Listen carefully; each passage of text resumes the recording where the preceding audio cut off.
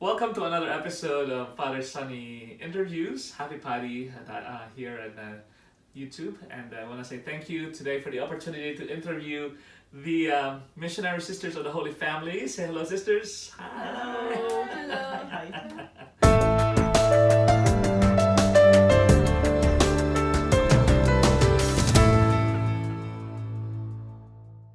So, thank you for giving me the opportunity to do this interview. I know it's not a common thing, I think, for sisters. The sisters generally just kind of do their thing on the everyday, and nobody usually invites them to be exposed a little bit in social media to be able to share, who they are, what they do.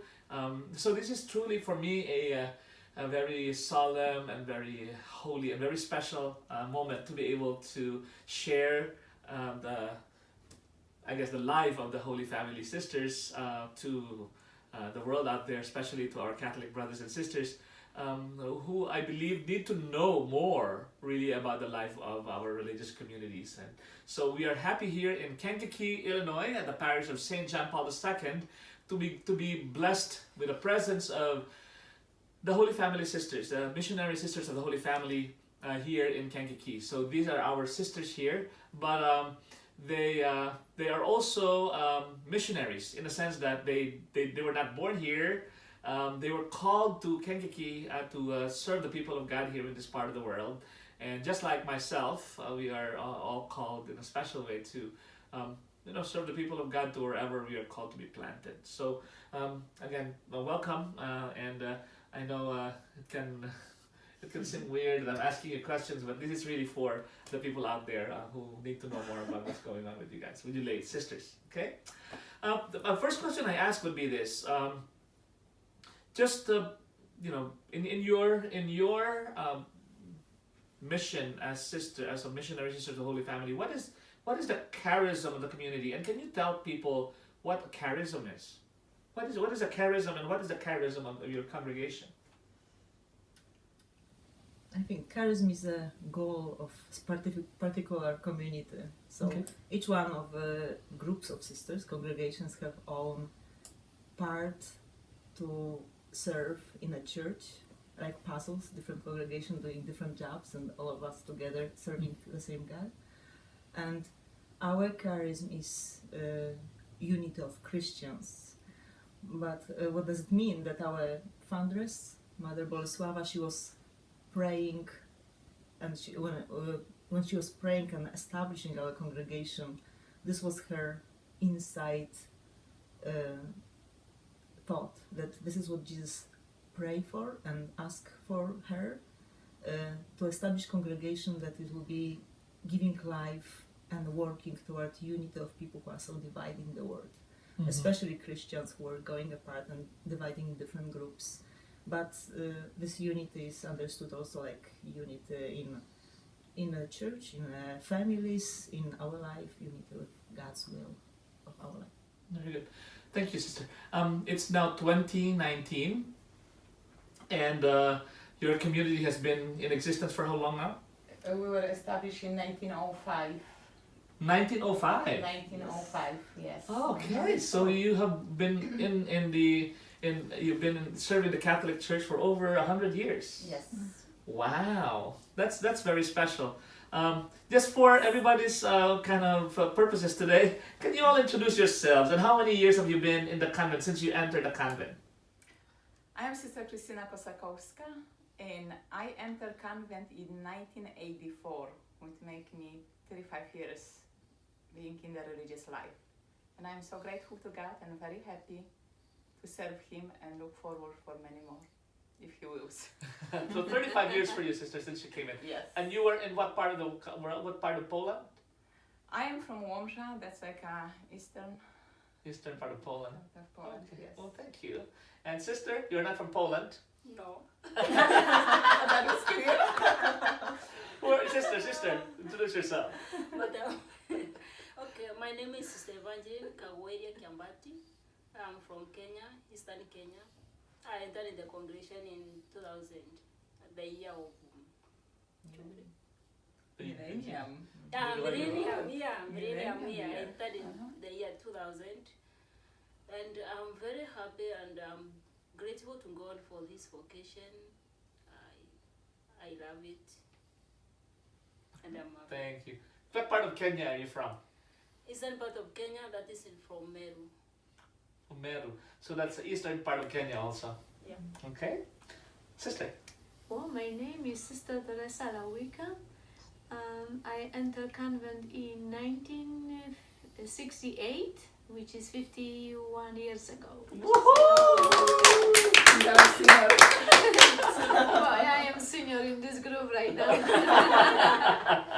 But that's okay, I am very happy and thankful God for this many years. God called me for when I was very young, and I'm looking for a few more years to serve Him as much as I can, as well as I can. I really was born in Poland, central Poland, Toruń, if somebody is familiar with Polish map, is a Toruń town. Mm-hmm. So I really was born in a small village close to Toruń. I see. Okay, very good. Thank you, sister. How about you, sister? I'm Sister Elizabeth Fore. I'm from Kenya, Central Kenya, Central Kenya. and I joined the Missionary Sisters of the Holy Family in 2007. So this is my 13th year in the congregation. 13 years. Yeah, and I'm really grateful to God for these years. And I'm looking forward for many more years to serve Him in this congregation. Praise God. Yoo-hoo! So you're the youngest. Are you the youngest in this community? Yes. Yeah. Yes. So I am beside Yes. the most senior and the youngest in the community. So very good. Thank you, sister. You're from east. What did you say? Central part of Kenya. Yeah. What is the town again? It's Nyeri, central part. of Nyeri, Nyeri. Nyeri, Kenya. Okay. And sister? And my name is Sister Magdalena. I'm from Poland. I entered in 1989, so long ago. Yes. 89, right? 89, yes. Every year a gift. But I'm from southeastern Poland, from Lublin. Lublin. So 1989, that makes you 30 years Yes. in the convent now. Wow, okay, you all do the math, right? But it looks like it's over about 150 years. 149. 149 years, if you combine all their years of being in the religious community. Amazing. So we're very happy to celebrate those years of religious community. Now, so I'm noticing, so there are 3 nuns from Poland and 2 nuns from Kenya. So 2 continents building up this one community here, the Holy Family Sisters in Kankakee. How expansive? What is the sort of coverage of the community? Where are your other communities? What countries are they at? I know obviously Poland is probably where all your generalate is in Poland. But where are the other countries where the sisters of the Missionary Sisters of the Holy Family can be found? In Africa, we are in Kenya, Tanzania, and Zambia. 3 countries. Yeah, we are in 3 countries. But we have also other members from different countries, like from Congo and Rwanda. Okay, so but they go to those countries to be part of the community. Right. So all right, cool. So those are your bases in Africa. How about in Europe? In Europe, we are in Lithuania. We are in Belarus. And Italy. Italy. Wow, Italy also. Italy also, Russia. yes. In Russia. And we have one sister who is from Georgia. Okay, Actually, she's joining us in that state. yeah, she's here now. But she is originally from Georgia, yes. Okay. Okay, so you're a lot of the missionary sisters are in the central to Eastern Europe, Russia, Belarus, Lithuania, Poland, well, Italy. That's cool. All right, very good. So that's where you were established. You were established in that part of the world. So that's where the concentration of the communities are at. Are the sisters? Your congregation is found at only in these 2 countries, but you are now here in the United States also. Yes. So what communities do you have here in the United States? In United States, we are in, of course, Kankakee, Illinois. We're in Burlington, Wisconsin, and Orange Park in Florida. So it looks like the community has grown from where it came from, and you're gaining more vocations these days. Where is most of your vocation coming from these days? Most of the vocations are from in Poland or Belarus or in Africa. The biggest number actually is in Africa. This country is growing. The country's growing. Praise the Lord. So the The lower. smallest here. How interesting! Everybody, we know the church is universal, and sometimes when some areas of the world are not producing some vocations, other parts of the world are producing so much. Like right now, the southern hemisphere, I think of the planet is producing so much more vocations to the priesthood, to the religious life, as unlike back in the earlier days, where most of the communities, most of the religious congregations are fed by vocations from Europe. So it's very interesting, these transitions that go on, in the communities. But we're so happy that at least here in Kankakee we have the Missionary Sisters of the Holy Family. So how is that working for you all, sisters, that you are a community that has two different cultures, 2 Kenyans, 3 Polish? How do you maintain, a sense of unity, since that is your charism? How does that work in your community? What do you do to sort of foster that unity despite the 2 different cultures that you share in the community? Actually, I would say that's a really blessing that we are from different countries, because that also is like one thing that identifies us as a missionary. And we are looking forward to have from different countries too coming. Good point. Yeah, we want from the Philippines. Maybe That's we right. can have the Philippines someday. You Filipinas, why don't you join this community? We're gonna go to you to invite Filipinas into the community. That would be nice. I mean, go on, good sister. Actually, we are blessed also because we got a new Mother General lately, and she's very open to different countries. So hopefully that we will have more candidates joining us from different countries. But going back to the question that Father asked, as a unity, how do we work together? I think one thing is that we all have the same goal for us as a sisters working in this particular congregation. So that's what holding us together too. And I would say another thing is our prayer life together and our community life that band us together by learning about each other, about our culture, and implementing in our religious life. Wow.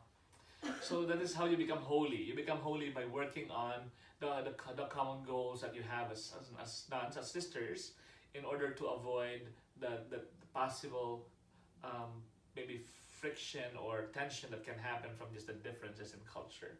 What areas of your life together as a community would have... Can I interrupt? Yeah. I also learned in Navishé that 2 things is connecting, unify community. It's a chapel and dining room, which we pray together and eat together. Woohoo! I love that. So it's always in my mind that I have to be on time for prayers and on time for table. So whenever we have food together, we make sure we're there.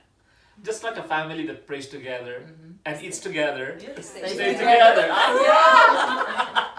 Exactly. But okay, so would that also make sense that would be the areas of tension? For example, food. Did you have any Kenyan cuisine would be different from Polish cuisine, completely different, because those are 2 different parts of the different continents altogether. But this is the like unity. We like Kenyan or Polish. We have Polish food. We want to eat Polish, but we also have in Polish and Kenyan. So one day will be Kenyan food, the other will be Polish, but each one of us eating same food.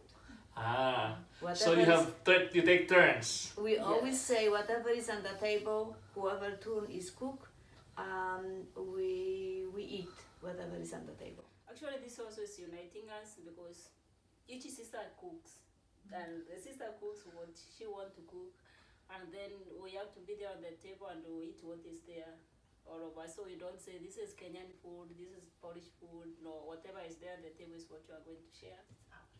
and It's food, we enjoy yes. food. Actually, we are very good cooks, so And- it's and- nothing bad. Oh, okay.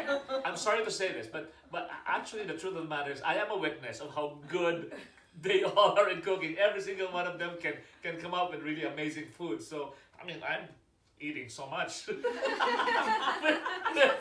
I am practically part of their community because I partake. So we eating good food. You know. How about the language? Obviously, you speak Swahili and then you speak Polish. Is there a time when like this becomes a problem in your community? No, because actually we try, and actually that works really well. When we are together, we use common language, which is English. Okay. So we are avoiding to speak our own language when we are together. Not to like that. Sometimes, you know, as a human being, we slip here and there, but that's like a nice reminder. And sisters speak A English. nice reminder, like Sister, English, please. Yeah, exactly. English, please. Actually, it may feel very bad when maybe I with the sisters speak Swahili and sisters are just near us and just looking at us. They don't understand what we are saying. But now when they are near, when we are together and we use English, it unites us all. But if I explain something maybe I want to understand more deeper. You know, there's some words maybe you feel you want to understand in your own language, maybe to get something. And then around you just explain, this means this. And So that in just some way you means get to this. learn a little bit of each other's language. Somewhat. Oh, yeah. Sister, And we do try. you get to speak a little bit of Polish words? Sure. Okay, sister, what Polish word do you know? Oh, I know many ones. I can make a sentence In Polish? Go. in Polish. Okay, give it a try. Okay, I'll try. This is a greeting, like the way you say, Praise be Jesus Christ, you say in Polish. Niech będzie paproneś Jezusa Chrystusa. Cool. I think I know that too. Any of the Polish sisters know any Swahili word? Asante. Asante. Asante. Yeah, We just thank you. Oh. We just came. Asante. Yeah. Yeah, just for the information of everybody, actually, the Polish sisters came to this part of the United States back in 1968. 1968, and they just celebrated 50 years of their presence in the United States last year. Here in this community, we celebrated with them, and their Mother General even came to be part of it. I can imagine that the beginnings of establishing a community here is very hard, but also the new sisters that came in. I mean, there's challenge of coming to a country unique, very, very different from your own. That's something that we all share together. We're in many ways missionaries because we were never born in the United States, and yet we're all here serving the Catholic communities and our big community in the United States. So, in many ways, we all are missionaries, right? So, what has been challenging for you all when you came to the United States some 51 years ago, or however long that was, 35 years ago? For me was language. Language, sister. I didn't know any English, and I had to learn from the beginning. Wow. Really? Okay. How'd you do it? I was going to school first in Wisconsin. I Okay. came to Wisconsin. I in Milwaukee, Wisconsin for a while. I was going to school. Then I came to Kankakee and I started working at the hospital. I see. But when I started working at the hospital, it was more difficult. But I met a lot of friendly people who helped me with language. They took time, explained to me, and they tease a lot.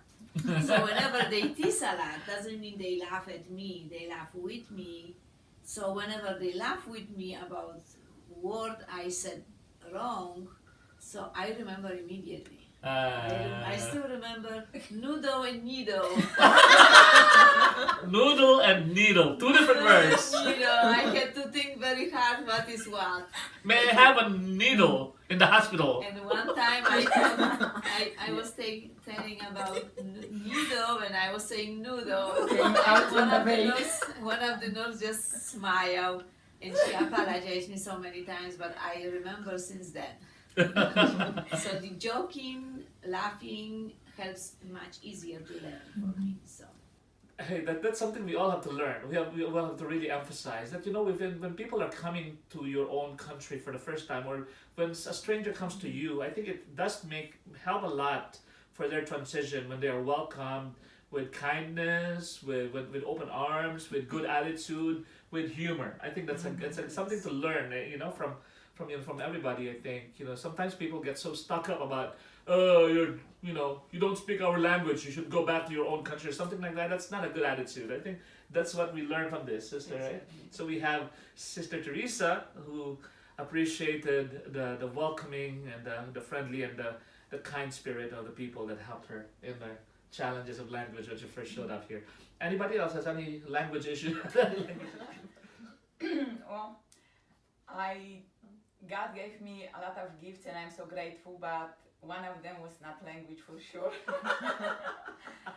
So for me, that was struggle. I was good with math and the heavy subject like physics or chemistry, but even with Polish, with writing, I struggled. So when I was coming here, I didn't realize what I'm really coming for and what will happen.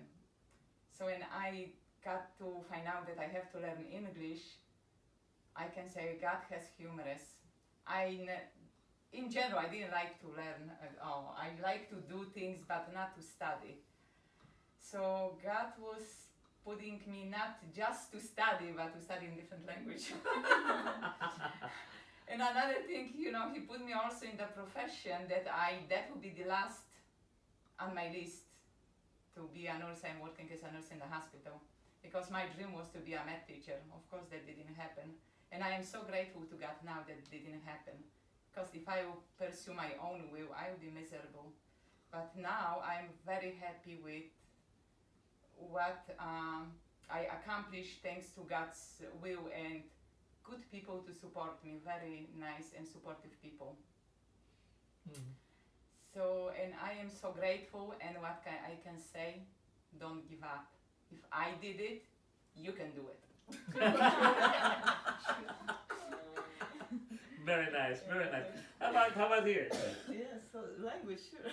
All the Polish sisters have struggled with language. Language is a big, but for me, what was very helpful was going to children, working with little children, with preschoolers especially. Oh my gosh, it was the way how they are straightforward, telling you what they don't understand or correcting.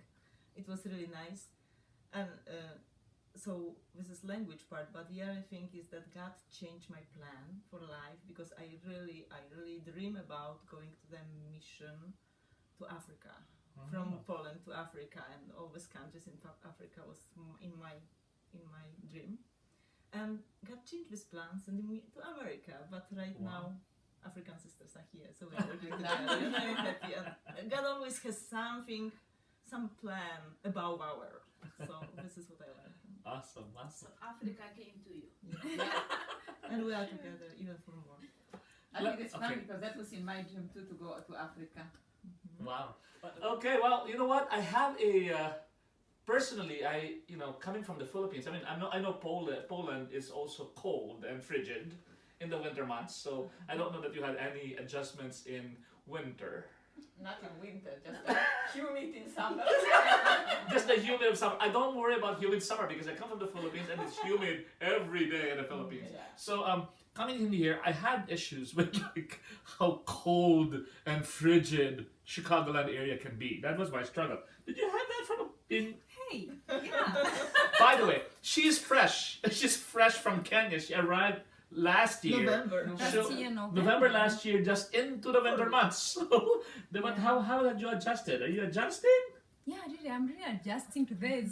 Now it's fine because now it's hot. Just fine now. Now it's like Africa. But the time I came, it was white everywhere. I was wondering, is that country gonna be green some days? But well, also the cold. It was so cold sometimes. I was just wondering, you have to dress up so many things. Layers. Yes, you have to put socks, put something else. Too much things. But I thank God for that. It's a good experience. Well, it wasn't in my mind. I never dreamt somewhere that I would ever come to America. But when it came and I accepted it as the will of God, and I'm happy to be here. And I hope God will give me more graces to live here, serve people here, and I'm happy about this. Cool. Well, adjustment also to the British English to American English is something, Oh. because here they pronounce words very different than what maybe I'm used to here, and phrases are also a bit different. But I'm adjusting. Yeah. But you also struggle with the tree naked during the winter. Yeah. Oh, the naked trees, because you know in the winter months all the trees are bare, right? No, there's no leaves. You're like, are they alive or are they all dead? And she keeps telling me these trees are dying. Actually, I was telling In November, right? These trees have leaves. Actually, I was just telling Terenia, they are dying. They are dry. They're dry as heck because they're ready for winter. It was something. But she was happy when spring comes. Yeah, And the leaves show up. Oh, yes. Isn't it beautiful when the spring suddenly shows up? Like now, it's amazing, right? Beautiful. Sister Evangeline, anything they struggled with? I struggle with many things. One is the language, English. For me, I learned how do you call it? British English, and American English pronunciation is different. So that sometimes I can speak and people will not get me. And sometimes, especially my time when I came the beginning, I could not understand the people. I was trying to listen and listening, and then I would say, sorry, please, come again. But for now, I feel I'm better because we can communicate, I can hear what the people they are telling me, and I feel also they understand me more than the beginning. So one thing is that I was struggling with the language, and leaving my country, leaving my people, it was really a struggle. It was not that easy, but God gave me the graces, and all what I need in life is only to do the will of God. And my prayer is, I ask God to help me that His will can be my will. And this I learned from our mother foundress. That is one thing which made me to come here, just to search what God wants from me. So message also to the young people is, and now like for example like those who are being called maybe to the religious life or to the priesthood, search to do the will of God and make a trial. It is really embracing, giving than receiving. For me coming here, I feel that I received more than what I could if I could refuse to come here as I was asked to come. But I feel there is many blessings which are coming on my way and on my family. So I'm so grateful to God for the gift of my vocation. Thank you for that. Actually, which one of us struggled about leaving our home and leaving our parents and siblings, our culture? I mean, raise your hand if you struggle. Don't we all struggle? I mean, that's the thing about missionary work. It's like you're leaving your entire country, your entire people, and you're going to some strange land, and that's, you know, you just have to trust that God is helping you along the way, and it's not easy. You know, it's not easy. I always salute you know, sisters, priests, and missionaries that do that. It's only by the grace of God that we're able to actually really do that. You know, it's what a blessing that we are given the opportunity, the privilege to overcome the challenge of having to leave our homes in order to do the will of God. Amazing. Meanwhile, I mean, life is full of blessings and happiness. You know, I know that just from looking at you all, sisters. You're all joyful nuns.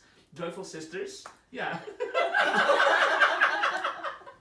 Okay, I'm gonna admit we had a conversation earlier about like, are you nuns? Are you sisters? Can we clarify this? Are you supposed to be called nuns, or are you supposed to be called sisters? Because I myself am confused now, because I've always thought sisters are nuns, nuns are sisters. Apparently, there is difference. So somebody clarify this once and for all. Sister of a delegate of into the United States will explain this thing. Well, I think nun is like more referred to the culture sisters that they have vocation more in the cloister life, not the apostolic life. They are more like for prayers and be more like in the close convent. And the sisters is more referred to like apostolic community, like more open, go to the people, work with people in parish, work outside, not just to be in the convent, in the monastery.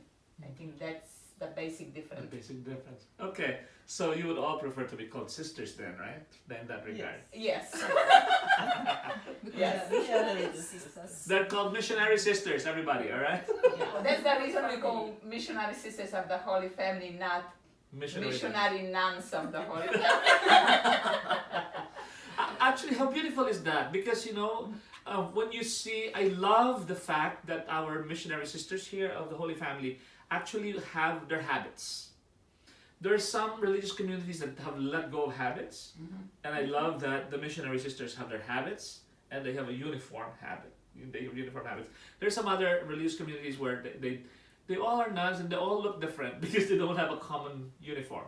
It takes away from the idea of the unity of the community that identifies you to the actual community in which you belong. Something beautiful about that. Why am I saying this? Because the sisters, when you see a nun, and you know, we go to the restaurants sometimes and eat together in the restaurants, or we're out there, we're going to visit some place and we're together, and then the people look at you as a sign of, as the sign of the kingdom of God, right? That's, to me, that's a beautiful thing, right? Do you get those reactions when you're out there? Yes. Yeah, Yeah. People immediately react and respond to us more than probably lay people looking different than we are. So Yeah. automatically. We are regularly asked for prayer, and this is really privilege to pray for people. Yes. This is what we are doing, but this having habit and being between them just make them more open for us and just entrust their intentions to us that we can carry actually as we're supposed to as religious sisters, carry them to Lord every morning and night. Because we have, as you know, we have in our home chapel, so Jesus lives with us in our home, and every morning, every night we start day and finish day with Him, and we bringing all these intentions to Him, whatever are entrusted to us. And so, Yeah, I remember an incident. I met a lady at Jiwo, and it's because she saw the white sister virgin. She saw, I mean, she looked at us and said, "Are you nuns?" Simply because of looking how we were dressed, and then she came and said, "Can you bless me?" Because she just, so these people are sisters, they are nuns. Okay, she said nuns, and then you were to bless her, and then she said, "Oh, thank you," and she went. So having habits or being in habits, sign of, it just gives people a sign. People outside they are able to see that you are consecrated. It's an outward sign of being a consecrated person. Because simply dressed in a casual clothing, people will never know who you are. Mostly they will just pass away and they don't mind. And maybe they were looking for something too, maybe a word of consolation, an advice. And when you appear like that, they say, maybe this person can help me. This person can say something to me, what I need now. so the habit is a sign of availability for the vocation that you have embraced. Yes. Because then you're out there in the world as a sign for the people that you are there available for them, that you have been set apart in the world and called to serve the people. And by showing your habit, by being in the habit, you say, yes, I am here available for the community in a way that I can serve, in a way that I can serve. And the other thing about habit is that if we show ourselves with habit to the people, people can see that it's worth it to live word for God, and really it brings joy to us, to our hearts. That we're really joyful and happy that we do it, that He called us, and they can see actually the reason why we're doing this. But you know, there's always something about like being in a habit too. Like people have a certain concept of what you do. They sometimes think that because you're a nun or a sister or a priest or a religious, that all you do is be in the chapel praying all day, all night long, and that your life is quote unquote boring. because of that. And I say to myself, well, that's really not what a vocation to the religious life is all about, right? No. And also, I meet so many people who say, thank you for being that you are still a nun and you wearing the habit. Right. You're Yes. visible for others. Exactly. So for the sake of those that don't maybe are not very familiar about the routine, or maybe the cycle of life in the convent, can someone tell us like how you all live out what is unique in your own community as far as your daily kind of comings and goings as nuns, because you all work. Yes. I mean, Sister Teresa is retired. She just retired recently, but you all are doing something these days, outside of the community, outside of the convent, outside of your home. So how do you make that happen? How do you balance your work, your responsibilities, and then your community life, and then your prayer life? How does that happen on an everyday basis? So, like Sister Magdalena already mentioned, actually our day starts early in the morning, 6 o'clock sharp, in the chapel, all together, starting with the prayers, with our prayer, actually the church prayer, with the morning prayer, and meditation, and then after that we go to Holy Mass, and after Mass we are coming and we are spend a little time together with breakfast, and then we are going to our apostolic work, wherever we work. Some of us work with the children in the parish, some of work in the hospital, some of going to the school, so we go to our daily apostolic work wherever we are called to, or whatever we call to do. Then we meet together for dinner, which depends on the community what we do. It's like set up the schedule of the day, set up specifically to each community according to the work we are doing. So we meet together for the meal, then we have prayer again together, because like we mentioned, what is keeping us is religious, is really two major things: prayer together and community life together. That's what make us different from different life, like life outside in family. And of course our day is ending up in the chapel on prayer together, with prayer together before we go to bed. And then after the night prayer, it's like a great silence when we are preparing ourselves, and this is like more time, like very personal time with Jesus, in silence, with preparation for next day, and thinking about meditation for the next morning and day to come. That's great. And to add on top of what Sister said, there are also other many things that we do. We go outings together, fun things, Yes. having games together. So the life is not boring, it's joyful, and I love it. Joyful. It is joyful. And actually after 35 years, there was a struggles with language and other, but if I was 17 when I chose my religious life. If I would be 17 right now, I think I will not change anything different. I will choose the same life.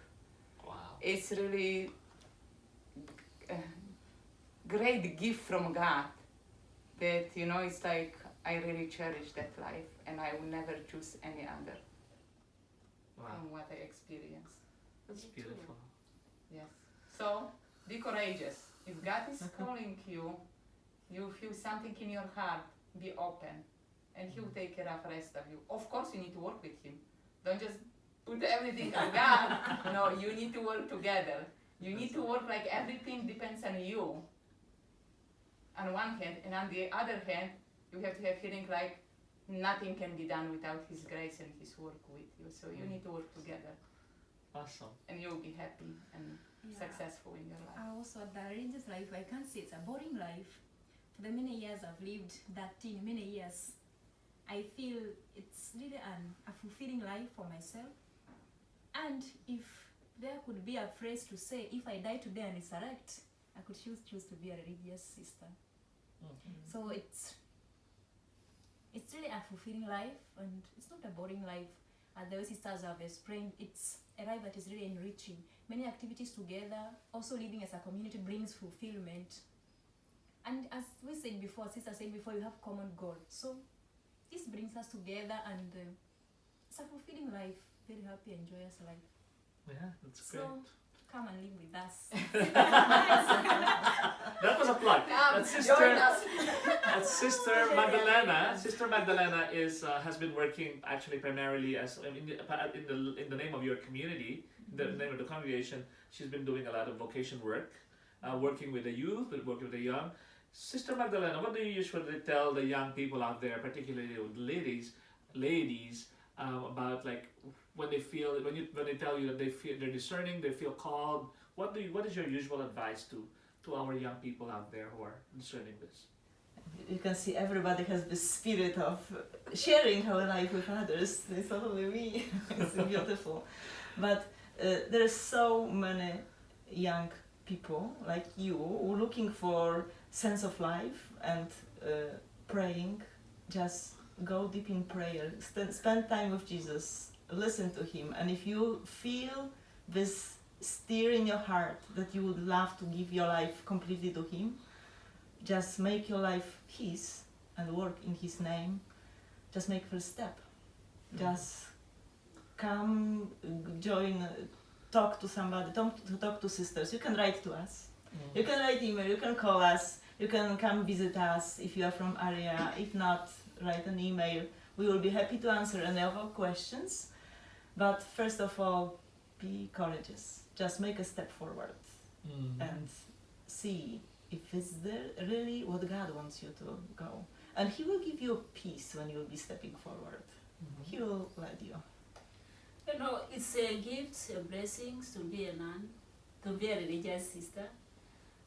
These days, to some people, they say that the religious life means the meaning. There is no meaning of it, but there is a lot of meaning in it. Some they say, oh, why to go to religious life? And as a real person, what I can do is the way the religious sister would do.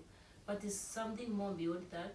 It's not what you do, but the relationship, the friendship you have with Jesus.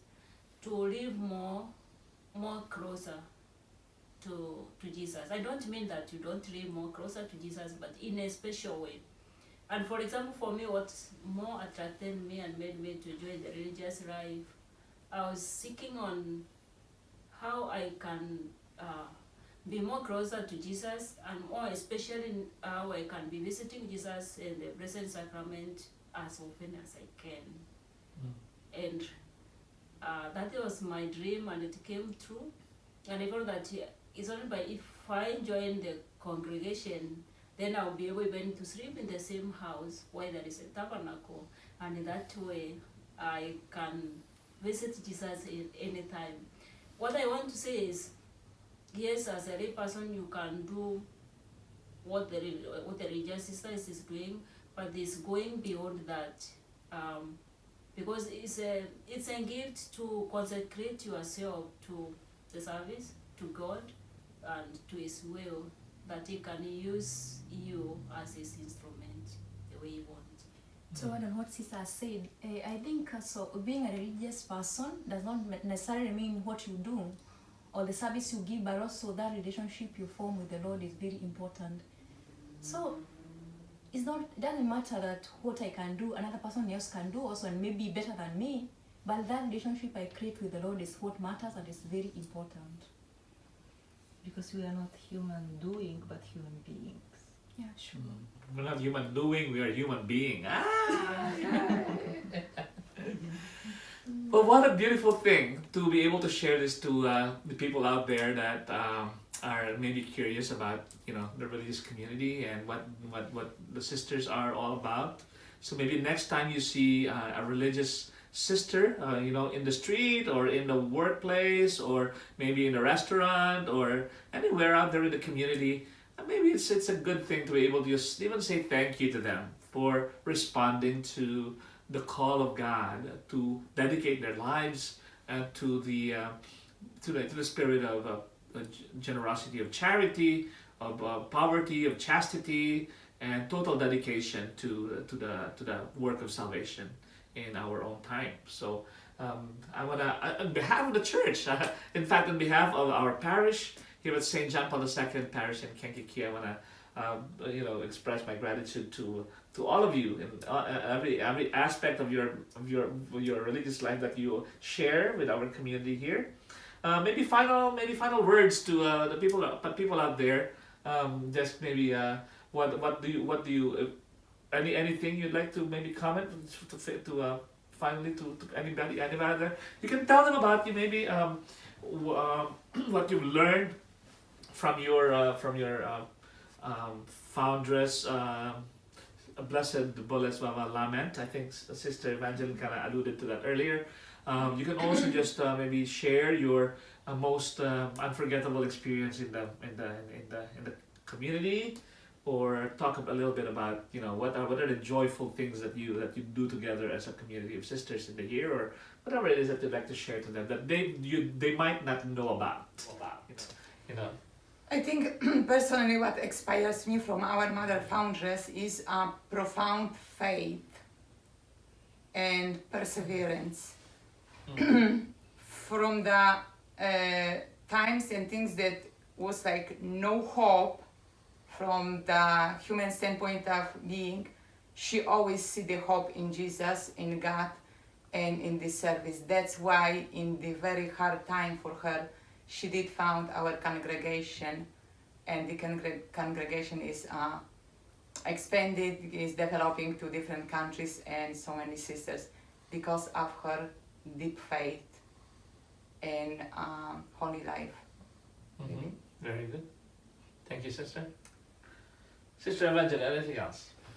Yeah, there are so many things I learned from our Mother Foundress, especially the perseverance. During that time, the beginning of our congregation, she experienced a lot of difficulties or what do I want to say? Difficulties in supporting the congregation, as the congregation was new. She had no materials or even to support the sisters or to help the sisters to go to school, and she wanted really to help all the sisters to go to school, the sisters to run, so that they can be able to help others, to serve the people well. And sometimes she had no money, like even to buy enough food, but she always having that the desire and knowing that God will provide.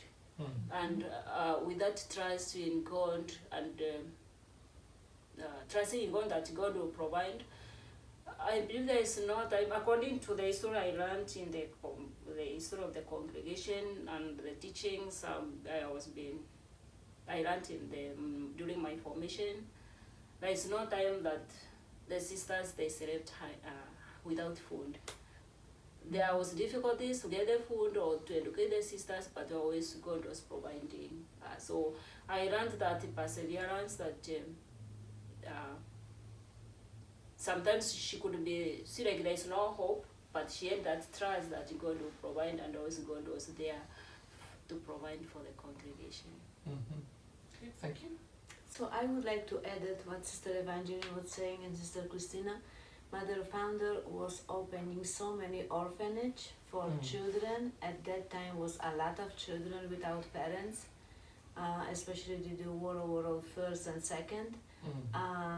Was a lot of children without parents because they were sent to Siberia and they died. So was no parents or relatives to take care of these children. So she was like taking all the children orphanage to an open house, but no money, no food. So she was really depending. So many times when I'm reading what was happening at that time, that I could not really believe that happens. And she survived, and she was helping the children raise them in good faith. So really Wow. it's encouraging for me. Providence. When the hand of God is there, there's always providence, and there's always hope. Huh? Sister, any other final thoughts? Yeah, what I've learned from Mother Foundress, it's she was really a prayerful woman, and she really had that she really believed in prayer, the power of prayer. And in her writings, she used to tell she wrote that sisters should be prayerful, because you left everything and you came. Therefore, you came to the Lord. You came to Jesus. Therefore, it's always good to find time always to be with Him. To find time to be with the whom you came to be with and left everything else. And in that case, I've learned to be prayerful, and also she also encouraged the devotion to the Holy Eucharist, and really I've taken that as my own devotion, and I really pray for priests. I pray that I may love Jesus in the Holy Eucharist in every moment of my life. And also another thing I learned from her is that self-sacrificial love. She could really sacrifice everything for the sisters, for the congregation in her service. Therefore, I've learned also to be that self-giving. I can give myself out, to reach out to people and to serve them with love. Wow, very nice. Self-giving for the sake of the others. Very nice. Thank you. Sister Madel. She left so many beautiful thoughts, Mother Boleslawa, but what just stuck for me right now is that she really pay attention in daily life to looking for God's will. What is His will? Just to reflect in heart what's going on, just bringing all these troubles and things into heart and trying to find God's will, what to do next. And she was telling sisters that our will and will of God supposed to be united as like two balls of wax warm up in God's love, that they like wax melt, and when joined together it's no difference. This is how our will supposed to be united with will of God. So it was just kind of visual for me, how long I have to stay in a chapel until I completely surrender what I'm struggling with. And the other thing what I want to say is just from our John Paul II, because it was 2 days ago, on June 5th, when we have anniversary, when John Paul II beatified our Blessed Boleslawa, our founder. So when I was 17, John Paul II was in Poland, in my city, in Lublin, and I remember his words when he was telling to us young. I was 17, so I was just listening to this very attentively. He was telling us that we need to challenge ourselves in life. Even if nobody will challenge us, even parents are busy and out, even whatever is going on around the world, we have to challenge ourselves if we really want to do something great in life. And God will provide, God will be enough to lead us forward. Amazing. Wow, and if I may say this on behalf of Blessed Boleslawa Lament, I can see that you all take to heart the legacy of your mother foundress, and I can imagine that she's very, very proud of the sisters of the Holy Family that are here in Kankakee, Illinois. As I am proud to be part of your community in every possible way, as the pastor of the parish where you are all part of at this point. So I want to take this opportunity to thank our sisters for the opportunity to have a conversation and a little bit of an interview with them, for the sharing that they did this afternoon. I hope that you all learned so much about this conversation, and if there's any other way that we can help you and maybe inform you about the life of religious communities like our sisters, feel free to drop a message there in the message lines. Or also, please make sure to pray, to pray for more vocations to the priesthood, to the religious life, to the diaconate, to lay ministry, because the church is blessed by these vocations, but also our lives are blessed when we dedicate them to the Lord. So as we conclude this afternoon's conversation, I just want to say thank you for listening, and may you always have a happy, holy, and healthy life ahead of you, and may you always put Jesus at the heart of your life. Thank you very much, and this is Father Sunny Interviews Hapipadi. Have a great day. Thank you so much. Bye. Bye.